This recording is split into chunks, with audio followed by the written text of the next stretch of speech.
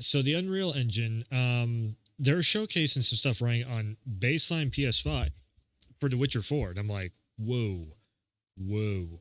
So we're gonna check this out. We're gonna go over everything. Again, make sure and hit that follow, the subscribe button over on YouTube side of things. Also, bells, notification, whistles, the whole 9 yards. Make sure you turn it all on and everything to see when everything gets posted and all that stuff. But yeah, let's check this out.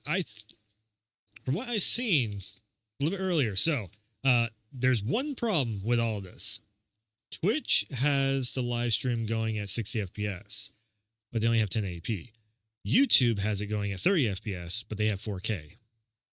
So there's like, no matter which way you go, you're missing a portion of, like, we're gonna have to like find a YouTube video of this thing after they post it to actually get like the full breadth of exactly what the Unreal Engine is doing. But Witcher 4 looks really good visually.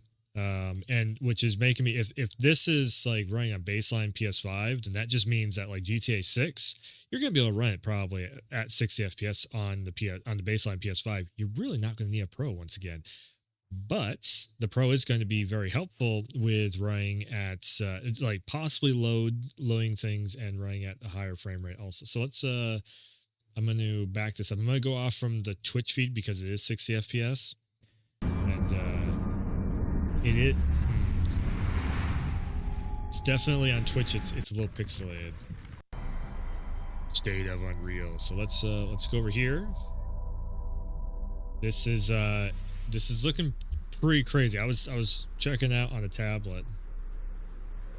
I'm like, man, because I thought this was tomorrow, so I didn't have anything set up for today, and I was planning on streaming tomorrow instead of today. But yeah, this looks so good. I'm like, yeah, let's just go live. I'll just sleep, is he? The just do the thing. Bonker. Break me pearlies on this blasted pit-ridden tract.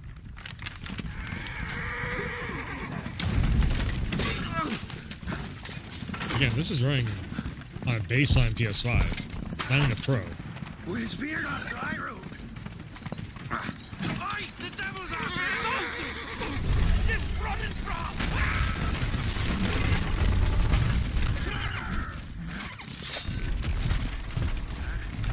Between the lighting and everything on this actually reminds me of the opening to Red Dead 2, and just how good that looks. Even on the PS4, it looked really, really, really good. This reminds me on that same kind of like, you know, how that looked really good for the time.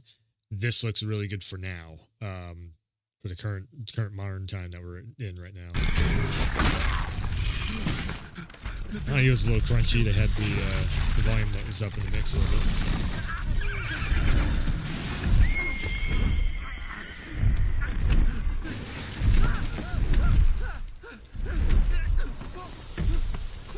I don't exactly know what's going on so much with the game. I'm just looking at the visuals on this. I know Ciri is like kind of like adoptive daughter of Geralt. The only thing I've ever played of The Witcher was just Witcher 3, I think. Or no, Witcher 2. I need to actually get through Witcher 3. I played the beginning of it, so I know it like Geralt's trained her or something like that, but I guess she's a witch or something, or she's a sorceress of some kind or something. Yeah.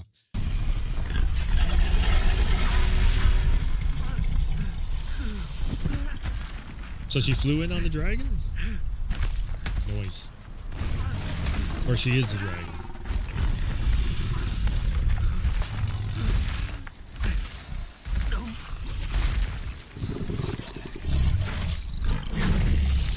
Oh.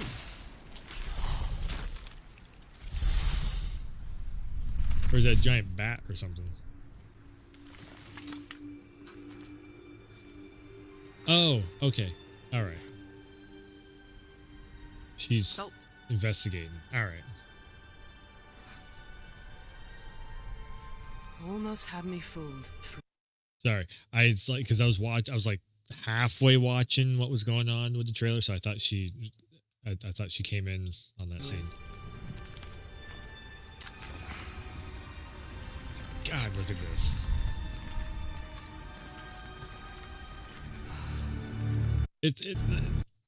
whatever anybody was saying on Twitter, no, man, no. A hard like the it's like it's just stupid. Oh, they made her look ugly or what? No, she looks everything visually in this in this gameplay. This is actual gameplay, by the way. This is in-game rendered, and they just proved it after this.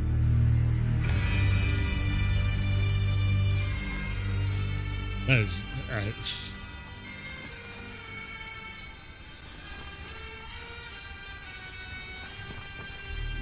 I'm not even a big Witcher fan by any means, but wow.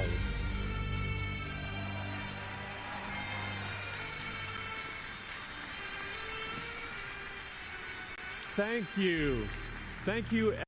I bet you this is the start menu of what they're showing right there of her stand there. I bet you that was like an opener, and then that's maybe the start menu or something. Everyone, and welcome to the State of Unreal at Unreal Fest Orlando. Again, we're here to show you what's next with Unreal Engine only 1080 and so much more. I wish it was 1440p. We are thrilled that you're able to join us. Thank you.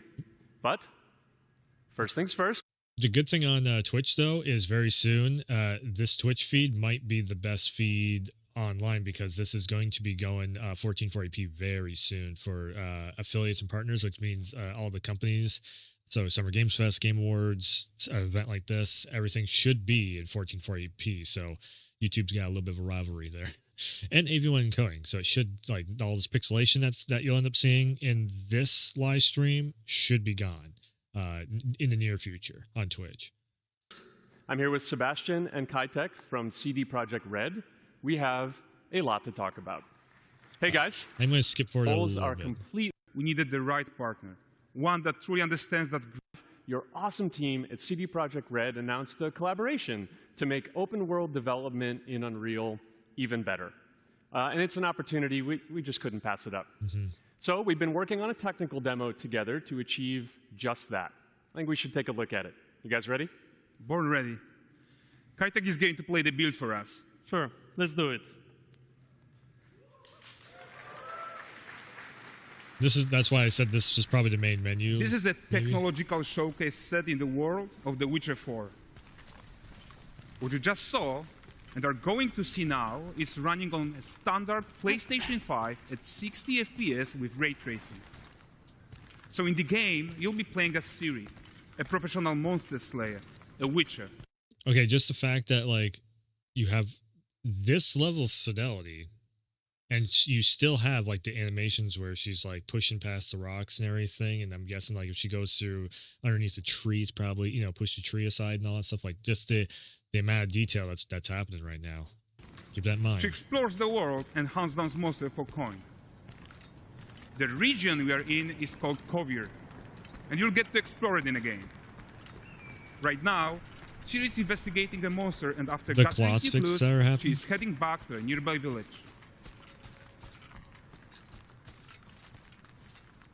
Man, it looks so pixelated. It's like it's 1080. It looks bad. Hold on. Wait, oops, that's not. I'm trying to click on this.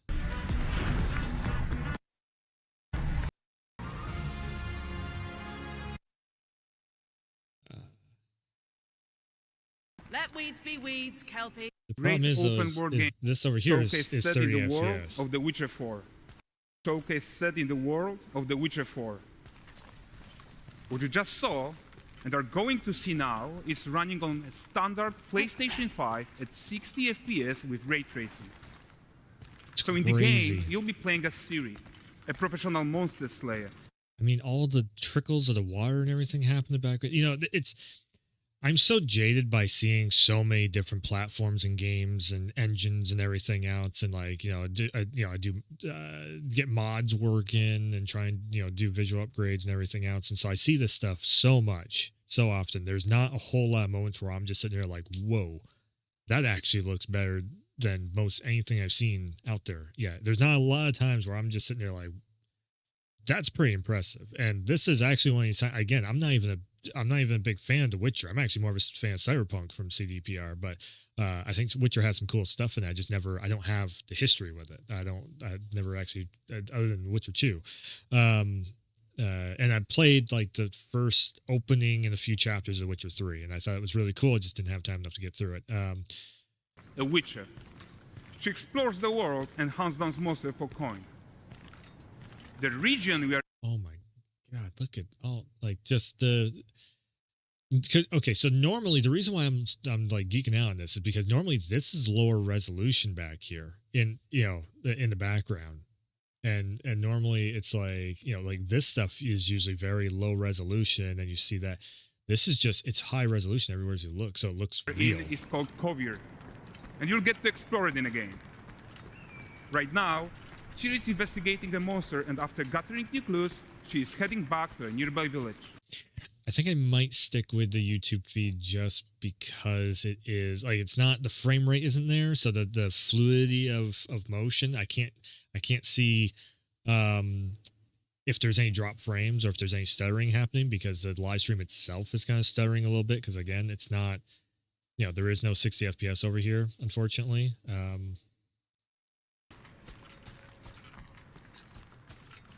This looks awesome. All right, everyone, meet Kelpie. Look at all the rock detail, like everything that's jutting out. And this is finally like, if you want to say a next gen or whatever, in all honesty, to me, like this finally looks current gen. This is what I would. We're it's a stylized, realistic feel to it and everything. This is making me really want to pick up The Witcher 4. Seeing this. Let weeds be weeds, Kelpie. So just like Geralt had Roach, Ciri has her own loyal companion. We return to town. These two characters need to feel like one. Since you're gonna explore the world on horseback, riding needs to feel seamless, natural, and just fun. Really quick also, think about that and then think about this. Like the latest build of like Elden Ring. Oh man.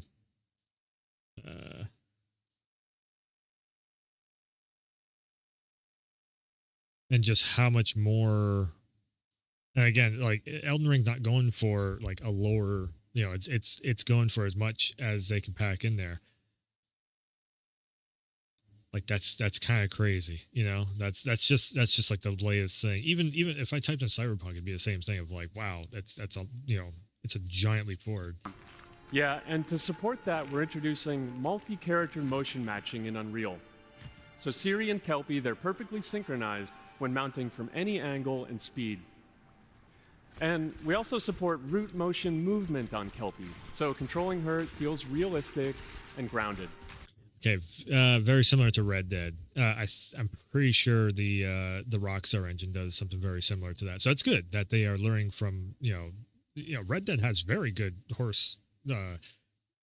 It's like better than Horizon and all those.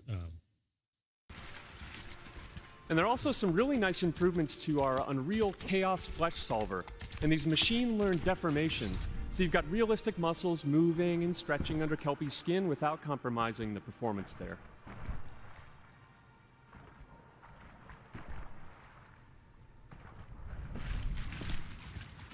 So let's leave Ciri behind for a second and talk about the world itself. So much of the Witcher world is natural, organic, especially Kovir with its dense forest and wild nature. Yeah, and wild nature is hard. And with nanite geometry, we've freed artists from so many of their old constraints. But we don't want to rest until everything we do in Unreal has that same spirit of freedom. There's always more work to do. And foliage is a huge piece of that puzzle. So we are excited to introduce nanite foliage. And in order to achieve gorgeous foliage density everywhere, while still being memory efficient, fast to render, we believe that a new idea was needed. So instead of the same card approach we've been using for the past 20 years, artists should be free to take a nanite approach to foliage. Okay, so what they mean by taking a card approach, so when the easiest example of it is, we'll say Fortnite, since this is Unreal. When you're diving into Fortnite, Call of Duty does the same thing too, if you're more in line with Call of Duty. When you're diving in, there is a 3DS looking. Basically, everything is 2D until it puts a bump map on, and it makes everything into 3D objects when you get closer to the ground. So the farther up from the ground you get, everything turns into basically a card, which is basically the picture of. So you can still see everything, and it looks like you're just far away from everything, but yeah, the farther to the ground you get, then the more detail, the more rendering happens. That way, and again, there's a reason why, like when you're jumping in on a battle royale, or if you're flying a plane, say even flight sim or something, when you're diving down, the frame rate can actually take a dip because it's trying to build the world, 3D objects of where you're looking at, that cone of relevancy, if you will. It's trying to build inside that. Modeling every single leaf and pine needle. And the old LOD tricks of the past, they needed a complete rethink. And in their place, it's a new adaptive voxel representation in Nanite. It's volumetric, it's fully 3D, it is super fast to render.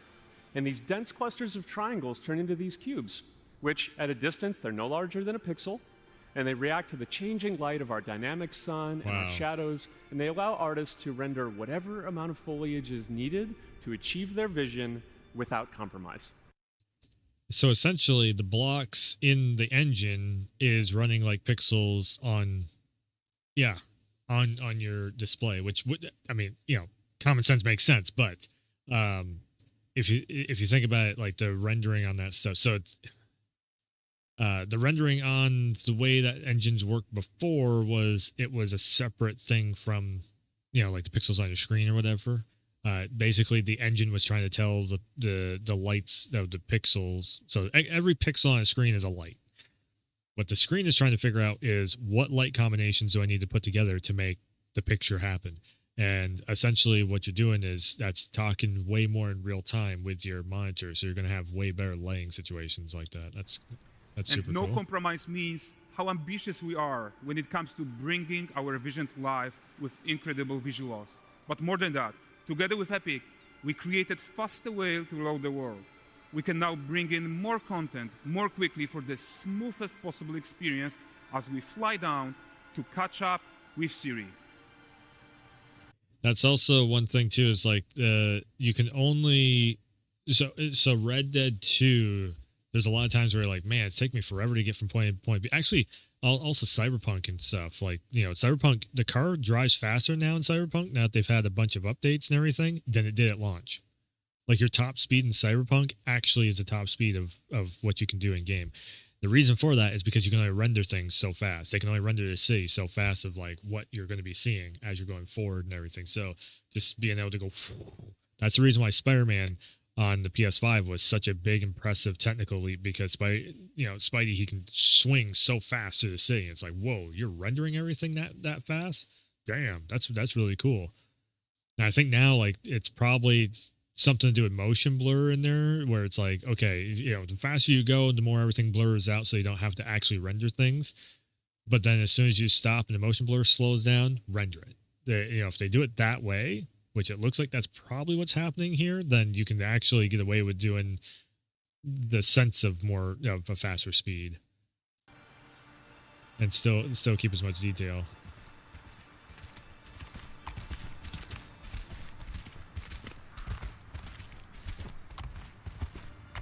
Welcome to Valdrest. So Valdrest is a port town, a hub for fishing, trade, and mining. It's one of those places where you can meet shady characters or overhear gossip from other lands. It's also where Ciri took on her current contract. Man. High-tech, let's leave Kelpie here and explore the marketplace and food. It seems to have a lot more color than what I remember Witcher 3 even having. I'm so excited we can finally show you some of this stuff. Let's see what Valdrest has. Wow. Just the cloth physics on that, like, because it works so well, you almost don't even notice it, but it's like the slide of the cloth off from the horse and then right back down, and there's no clipping, there's nothing happening like that. It's awesome. Yep, the hoods. How many years, if you're an Assassin's Creed player, have you seen those hoods up and down, and just the shitty animation that has been on those? Ooh, big old bear. Present him with a fish. For the furry rascal will often wait, and the bear's wait,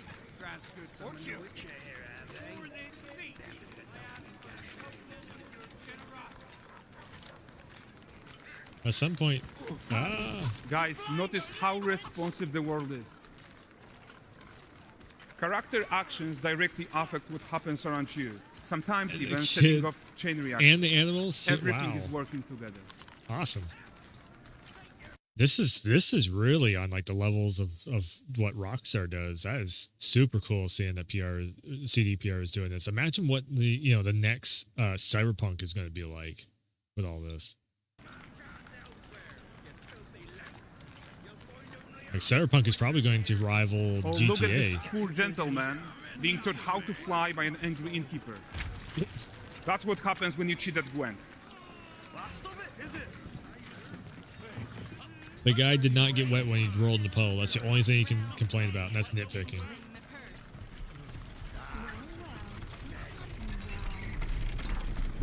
Okay, so this is the guy who gave the series quest his own. Like you probably suspect, he has his own agenda in all of this. You're off your tits again, Wilfred. Get your ass up.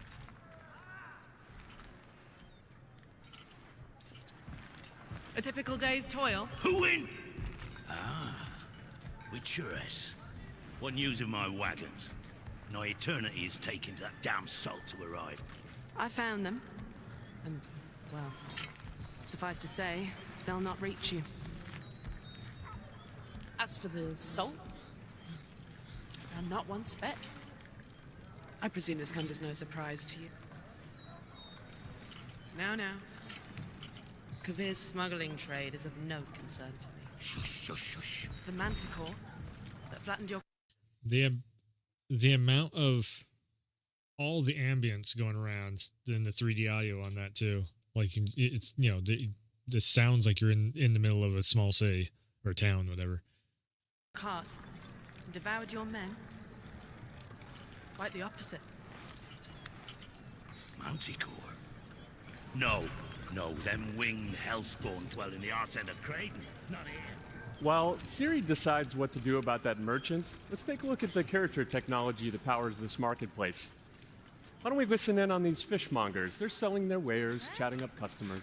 Morning, catch this is. Won't find none fresher. Reckon me lady's after one of them. Comes. Get this cleaned and gutted for you. You mind, dearest? Into seeing some and more.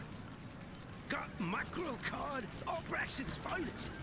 And there is tons of tech at play here, even in this simple market stall. Metahuman tools, improved Unreal smart objects, chaos cloth, and more. Yeah, and all of this exists to make sure that the gap in quality between Siri and NPCs is as small as possible. Yeah, and closing that gap, it's not just about fidelity, right, but also authenticity. They should react to changes in the world around them. But the prisoner in pillory isn't exciting enough for Valdrest. Let's grab everyone's attention with a circus.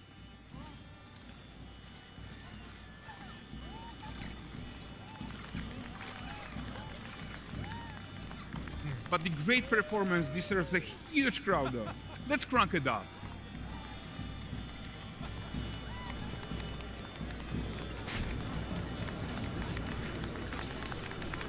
So you are seeing tons of optimizations here to many of Unreal systems, including an entirely new Unreal animation framework, allowing us to fit easily in our 60 FPS budget, not just in rendering, but also with room to spare on the game thread. Over 300 animated skeletal mesh agents all going about their business. And the whole point is to leave breathing room for developers like you to introduce the gameplay and the systems that your players expect, empowering you to make your worlds come to life without Unreal standing in your way. You know what this kind of reminds me of a little bit? I know, like, just keep playing the video, but just really quickly.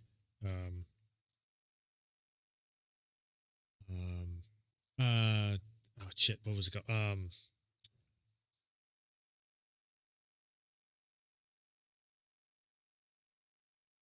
Assassin's Creed Unity. Like, look at how many people are actually in the crowd. Like you can walk into all these people. Like Unity was definitely something very special for when it launched, and a lot of people were like, "Oh my god, yeah, there's a whole bunch of stuff that goes wrong." Yeah, but look at how many more people are rendered on the screen, and it's actually like it's still a decent amount of detail in the world and everything, versus what we got here. So that's where I'm like, man, people that sleep on Unity, you don't even realize just how crazy the game actually was. You are right. And that's the open world RPG that we're making. But before we wrap up, how about one final check-in with Siri?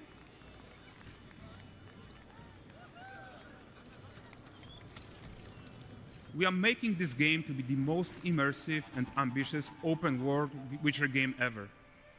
And we are making this a reality thanks to our work on Unreal with the team at Epic. Even on YouTube, it's kind of blurring out. I think what bit. we're doing together is going to bring in a new generation of open world RPGs, and I'm so proud of what we accomplished so far. We are too.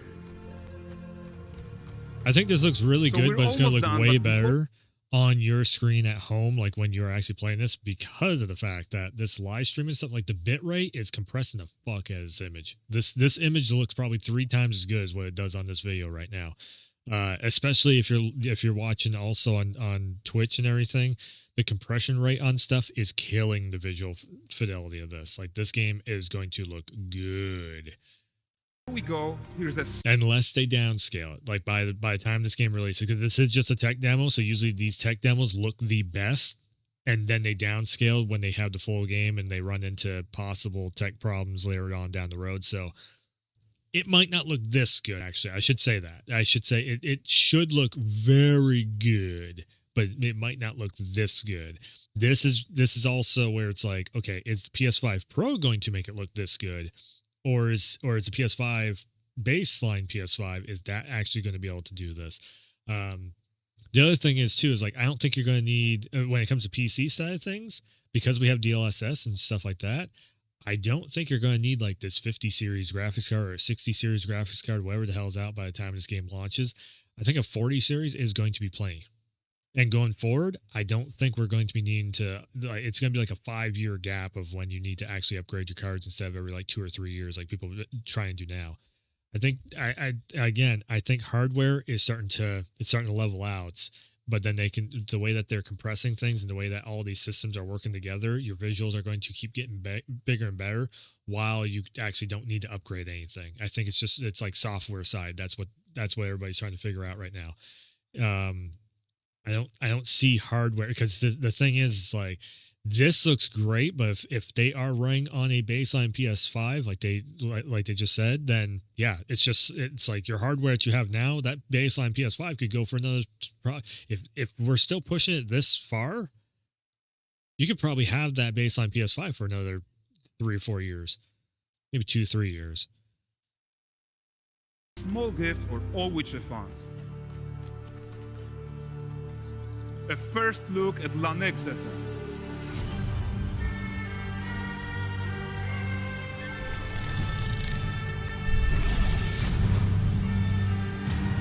Target acquired. Onward, Kelby. We've worked. Wow. That looked great. Okay, I am going to skip through some stuff here. Perfect content to focus on our main goal for the release, which was performance. We want the engine to scale to large and rich worlds. We want to preserve graphics quality. And of course, we want to deliver high frame rates that you and your players expect. So let's check it out, starting with rendering. Oh, if you all right. By the way, this is also a developers conference. This is not like trying to market or this isn't summer. This is summer. This part of Summer Games Fest, but this is for developers. It's not for like we're trying to sell you the game. No, this is just like, hey, you can check it out if you want to. This is just another look at The Witcher. This is the type of stuff where all those accounts on social media, they go, look at this. We have a brand new video or video footage of this stuff. And then everybody goes, ooh and ah over. This is where they're getting it from. This is the source of it. Remember, this is a crazy amount of fine geometry. So we had to rethink how trees are created and displayed. To create them, we developed nanite assemblies. Oh, wow. These 28 little parts that you see are all that we use to build all the spruces from the forest. They are instanced thousands of times and used like building blocks to assemble trees in different ways. And as you probably noticed with the wind effect, they even support skeletal animation, which runs on the GPU. Thanks to assembly, we greatly reduce the storage, the runtime memory, and the rendering cost. Then, to display an entire forest, the challenge was to preserve fidelity and performance from any distance. Let's check up close the level of detail we're talking about here. Lots of details. But this triangle representation is not the most efficient when far away, due to the amount of overlapping. And that's why we made an adaptive voxel representation. But in reality, you'll never see those voxels this close, since when we move the camera back, they're barely a pixel. Nanite foliage is almost done. We are moving it to the main line as we speak, and it will be available for everyone in 5.7. Okay. So all right. So I was thinking like they're moving in the direction of trying to get the colors on the screen. No, it's actually they're moving in the direction of the building block of. So instead of being polygons, it's building blocks on that. All right, that's cool. That's the other thing that comes to mind off from that is if you smack that tree and it breaks the tree, I wonder if they can have more because there's so many more pieces and parts of the building blocks of the object. I wonder. Say you hit the tree with a sword or something, and you can chop the tree down. I wonder if it breaks into more pieces and whatnot, so you get a little bit more of a detailed object, breakable landscape or whatever. Another thing I would like to share is that ray tracing and Lumen now run more than twice as fast, with no visual trade-off compared to when UE5 was released. And because of that, we can now hit 60 FPS on consoles. And finally, we rewrote the rendering pipeline to run asynchronously so you can increase the richness of your scenes even more. Now let's talk about chaos physics. For chaos cloth, we improve our cloth-to-cloth constraint solution. This removes a lot of collision evaluation when garments are piling up and interacting with each other. Even for complex setup like Series K, we hit a sub-millisecond budget on PS5. With Chaos Flesh, we introduce procedural muscle activations to make deformation and motion more natural. Your artist will still have control over tetrahedral simulation and train ML models that run fast in real time. We now support the baking of fluid surface data into lightweight assets to be played back at low cost. This is going to give you high fidelity water without the performance cost of real-time fluid simulation. So basically, yeah, it's multiple simulations. So you have basically there's a different simulation engine. And this is the reason why in the credits you start seeing all these different logos popping up of all the different game engines and everything, because a lot of the game companies are starting to do this, where they have multiple game engines that so each team is working to make the resource management of that game engine as small as possible. So your water is one engine, your wind is another engine, your physics is another engine, all that stuff. Just like you're seeing here, just like he's talking about. And if you can pack that all in the Unreal Engine, then possibly that could be a good trade-off for budget-wise too. So you don't have to, kind of rent out the license or whatever you want to say of different game companies' engines. And everything. It's just everything is just in Unreal Engine. So that, in all honesty, that in the future, where the games are going to be $80 in the future, no, that could actually keep it down to a $70 to $65 price tag, whatever, $60 to $70 price tag. So that's actually very good to hear with Unreal Engine. Like that's the thing. It's like all the YouTube channels that break down all the game engines and everything that I've heard multiple times over again of like, is Unreal actually the future? Because we keep having all these frame rate issues and everything. It's like, well, they're still just trying to get all the simulation engines to work together perfectly to make sure that, and that's the thing too, is like the game engine has to render out all these different frames and everything while it's working on all the simulation stuff in the background.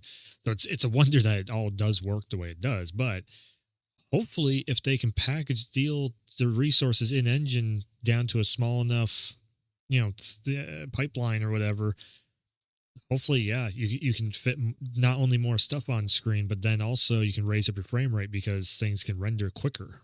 So that's really good seeing that. For animation, we work on both performance and fidelity. Here, you can see how Siri and Kelpie match up in their interaction. Well, that works no matter the angle of approach. That's our Mold's character motion matching solution. And again, this is very similar to what Red Dead did, or Rockstar did for Red Dead 2 specifically, where no matter which angle, it's basically just this right here. No matter what angle you get on the horse, whether you're with Marston or Jack, or Marston or John, the horse and hop into the saddle that way or get on, it just works. We also added motion matching in Sequencer to build stitch tracks. With them, you can seamlessly transition from gameplay to cinematic. Yes. Also, we now have a secondary layer of Yes. animation driven by physics in Control Rig. We used it in Kelpie's rig to drive the mane, the tail, and the saddlebacks. Yeah, so it's all just animation simulation. A big deal regarding performance. And the three biggest improvements we made are physics state creation, which now runs async, improve runtime PCG for ground scatter on GPU, and a new FastGeo plugin to stream static. While it's flying through, and you can see all the you can see how much motion blur is happening here. But while it's flying through, you can kind of see over here on the left-hand side is it's a lower resolution. So that motion blur, if you wave your hand in front of your face, even on camera right there, see, the faster I go, the more motion blur there is, the lower resolution it looks like. That's the eye trick right there.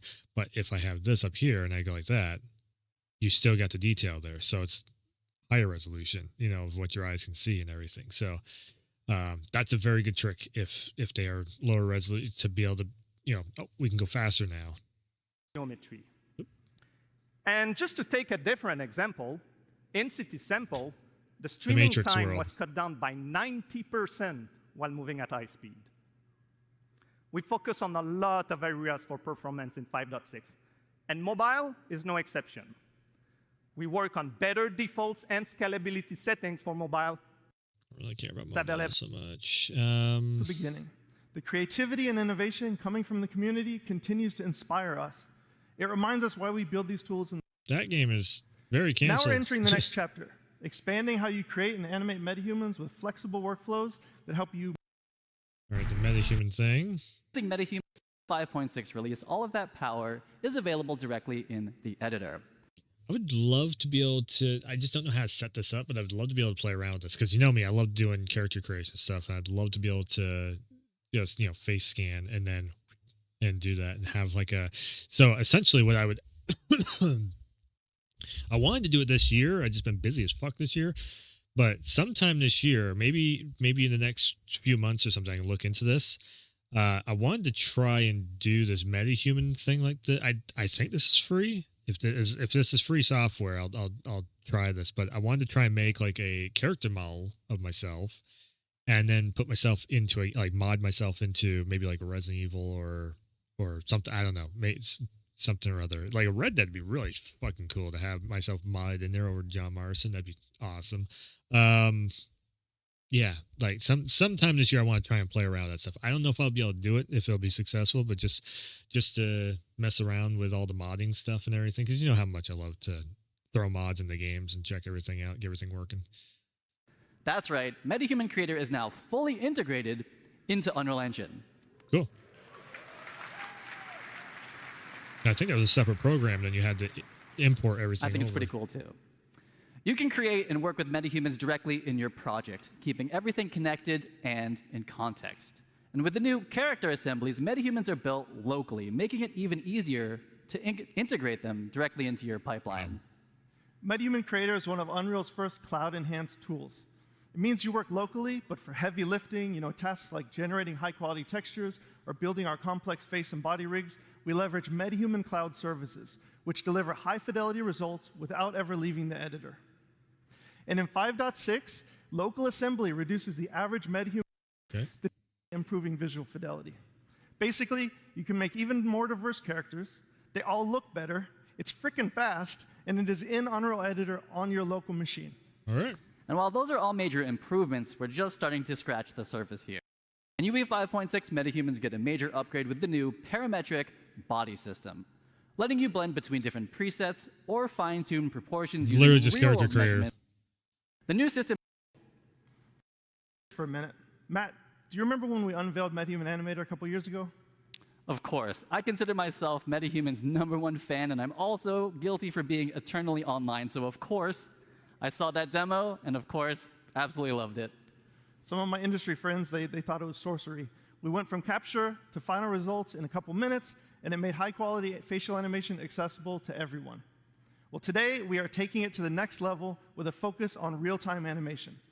We scoured the galaxy to find the best talent. That would maybe be the only way I would ever do like a VTuber, close to a VTuber thing, would be like it'd be a meta human VTuber thing. I think that would be kind of cool. Like you have like almost like Code Miko, where she makes the in-game character of herself and puts it on screen. That would be, because that's not exactly.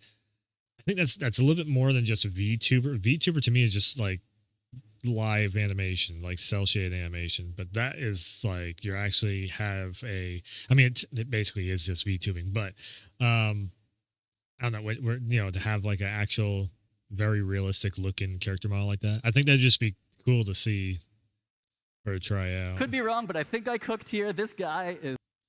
All right, let's see. This is the keynote. Yo, so what's up, Unreal? Yeah, so it's a live stage demo, so they're basically just doing the thing all over again. This was MetaHuman.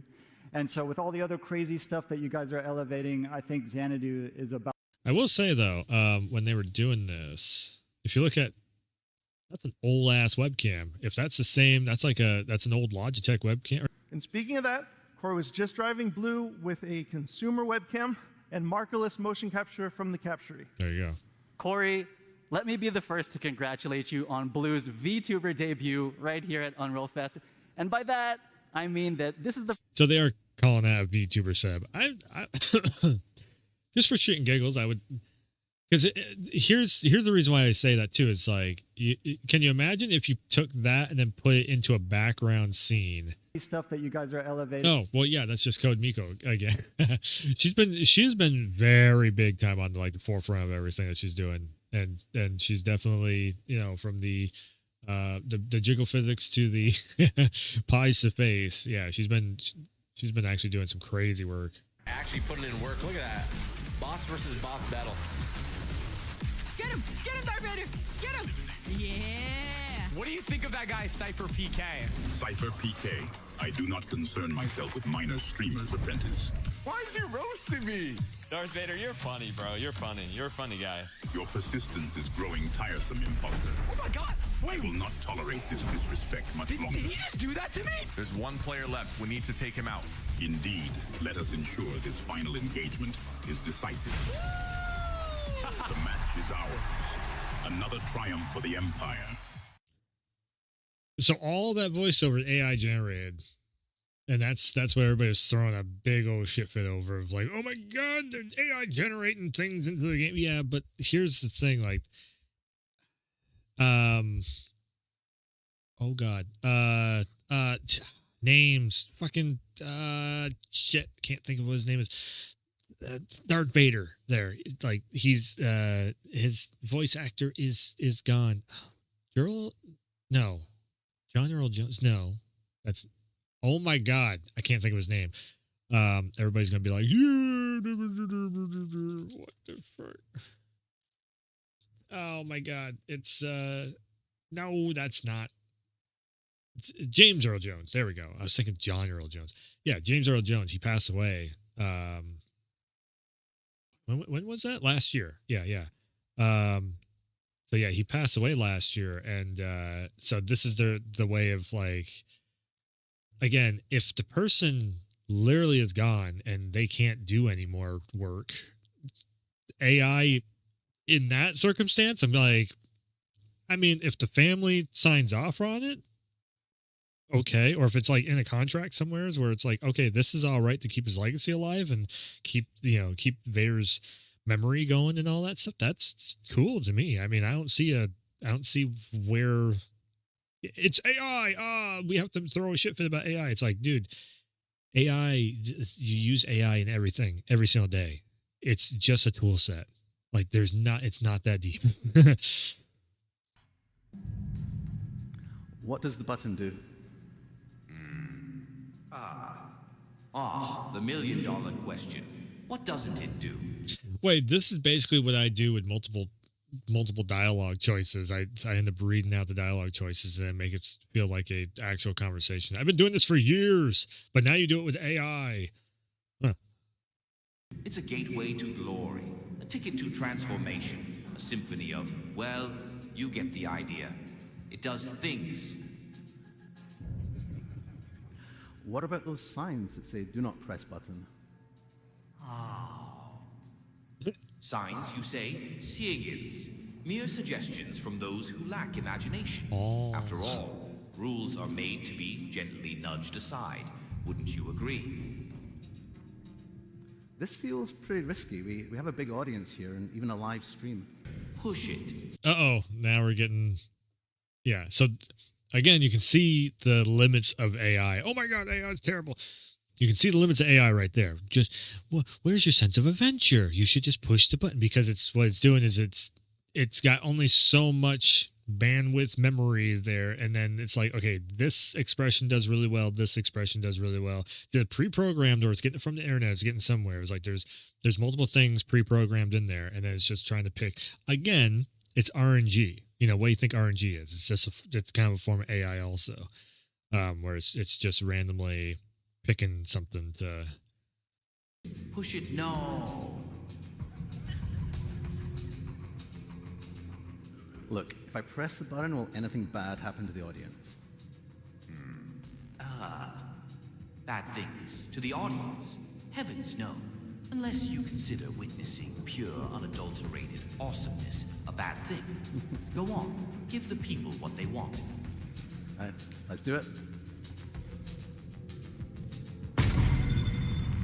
The audience, what will they think? What did you do? This is going to be good. And then the trailer pops on. That would actually be a great way of bringing out a trailer on the Game Awards. It's like Jeff Keighley's talking to the AI, and all of a sudden it's just like, oh, guess what? For your da-da-da-da, you have a new trailer. Yeah.